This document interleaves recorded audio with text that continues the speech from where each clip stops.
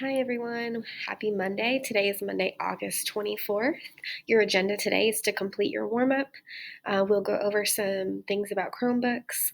We will go over email etiquette part 2, and you'll have an exit ticket. Your objectives for today are: I will learn Chromebook tips by following Google Slides and practicing tips on a device. I will continue to learn tips for writing professional emails by distinguishing between professional writing versus unprofessional writing and composing a professional email to my English teacher. Today, your warm up is in Google Form as usual. On Friday, we went over email etiquette part 1 and gave you 18 tips for writing professional emails to your teachers. What are some tips you remember for writing professional emails? List at least 5. So you're going to go to your Google site and you're going to click here where it says warm up and open up the Google form. Okay, and complete your warm up, turn it in. So go ahead and pause right now to do your warm up, and when you're done, click play again. Okay, so you should be done with your warm up. We're just going to go over all 18 tips real quick, and hopefully you got at least 5 of them. So remember to use a professional email address, select a professional font, include a clear, direct subject line, begin with a professional salutation or greeting, spell the recipient's name correctly, avoid exclamation points, avoid using all caps, avoid sarcasm followed by winky faces or other emojis, don't email when angry, avoid blaming and excuses, be clear and mention specifics, be concise, avoid using the word you if at all possible, include both your first and last name in the signature block, and I'm going to move me real quick. Proofread, so make sure you don't have any grammar, spelling, or punctuation errors, and also no text speak. Include a compliment and or note of thankfulness. Allow for response time, and be aware of high and low register.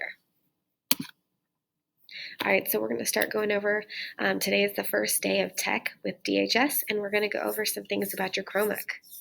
The objectives for today are logging in, Chromebook Chrome, and Chromebook tips and tricks, and student device contracts. So here, I'm going to go ahead and exit out myself so you can see. Here is the keyboard, and here are some different buttons that you may want to use. This is the power button. Here you can control your volume. This is louder, quieter, and mute. This controls the brightness, so this is brighter, this is darker. This switches windows. So if you have more than one tab open, you can press this and it'll move to a different tab. This one allows your tab to go full screen. This one will reload the page. This one goes forward a page on the internet, and this one will go backwards. If you need to pull up your launcher to find an app, or you want to search, you go ahead and click this little search button. So once you've opened Google Chrome, you'll notice that it's going to ask you if you're already a Chrome user and to sign. So this video is going to tell you how to sign into Chrome. There's a difference between being signed into just your Bronco Mail and actually signing into your browser. See this thing here that holds all your tabs? That's your browser. So you want to be signed into the Chrome browser, and let's watch the video to learn how. This video is available on the Dayton ISD district website, so you can watch it again if you get lost or confused or need any help. You can also reach out to your teachers. The benefits to signing into Google Chrome are that it links your data and your personal information. So like it's going to load your bookmarks, it's going to load your saved passwords and all of those things every time you log into Chrome. So I can log in from my personal computer at home and from my computer at school, and it's going to link that data for me. So to log in, you can go right up here to the little icon that looks like a person, and you're going to click on it. And then I'm going to click on Turn on Sync.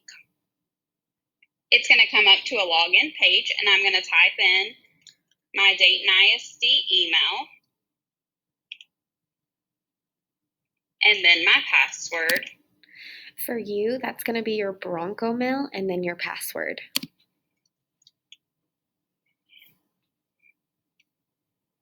And then you're going to have a pop-up box that comes up asking you if you want to link your Chrome data to this account. So I'm going to say that I want to.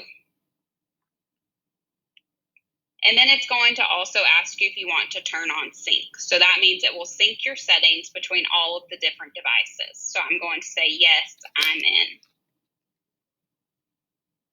And then since I've already used Google Chrome, you'll notice here that it shows all of my bookmarks that I already have bookmarked. And then it's starting to load the extensions that I use often.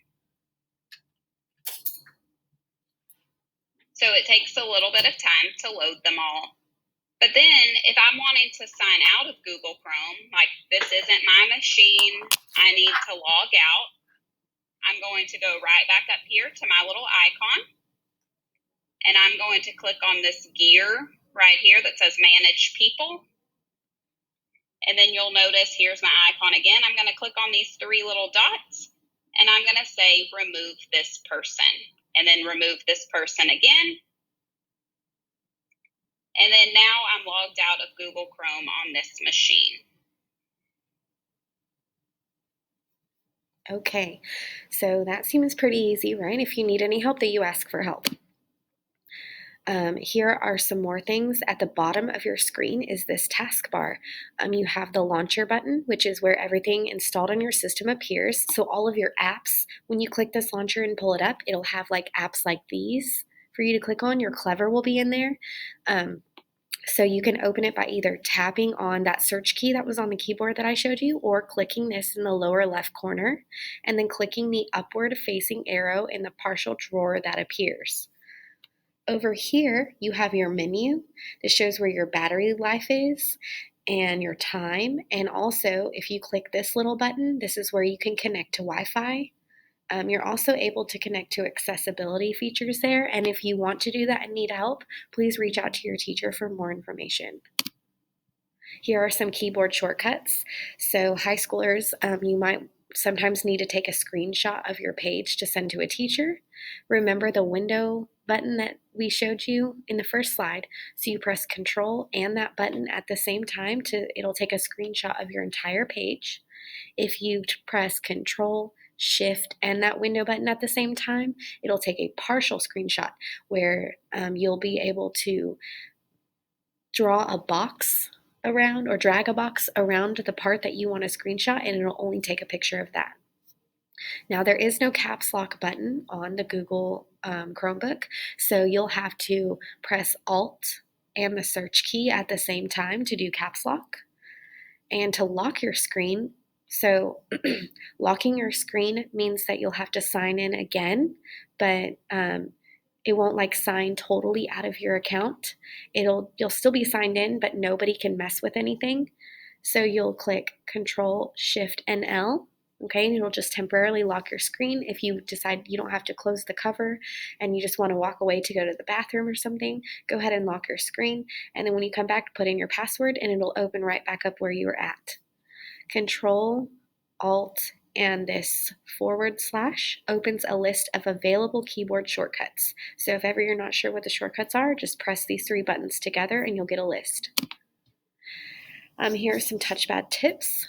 To click, you use one finger and tap. To scroll, you use two fingers a little bit apart and drag them across your trackpad. To right click, you use your two fingers a little bit apart and tap. And to swipe, use two fingers and go back and forth.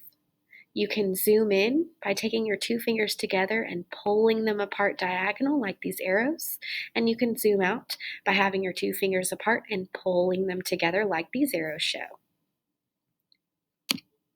Oh, also with the some Chromebooks don't allow you to zoom this way. If you have a Chromebook like that, email your teacher if you need a zoom, and we can tell you the keyboard controls to do that. Here's a video about taking care of your Chromebook.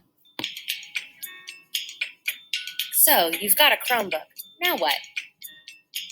Here are some helpful tips for taking care of your Chromebook so that it will always be ready to use. Tip number 1. Keep your Chromebook on a flat surface, like a table or a desk. Don't leave it on the floor where someone could step on it. Tip number 2. Don't pile things on top of your Chromebook. Chromebooks aren't meant to hold weight, so any extra pressure can break the screen. Tip number 3. Make sure there isn't anything on the keyboard when you close your Chromebook. Even something as small as a pencil or an eraser can break the screen if it's in the way. Tip number 4. Keep food and drinks away from your Chromebook, and make sure your hands are clean. Crumbs and liquids are very bad for your Chromebook and can cause it to stop working properly. Tip number 5. Always make sure your Chromebook is closed when you carry it, and always use 2 hands. Never carry your Chromebook by the screen. Don't worry, your Chromebook will start right back up when you're ready to use it again. Tip number 6. Plug your Chromebook in when you're not using it. That way it will be charged and ready for when you need it. Tip number 7. If your Chromebook does break, make sure you tell your teacher right away. The longer you wait, the worse the problem could get. Don't try to fix it yourself. Let the experts handle it. While you're taking care of your Chromebook, remember to take care of yourself online too. Stay on approved websites, keep your password private, and log off when you're done. Remember, anything that happens under your account is your responsibility. Taking good care of your Chromebook will ensure that you always have a working device that's ready whenever you are. Be a responsible user and make the most out of your Chromebook.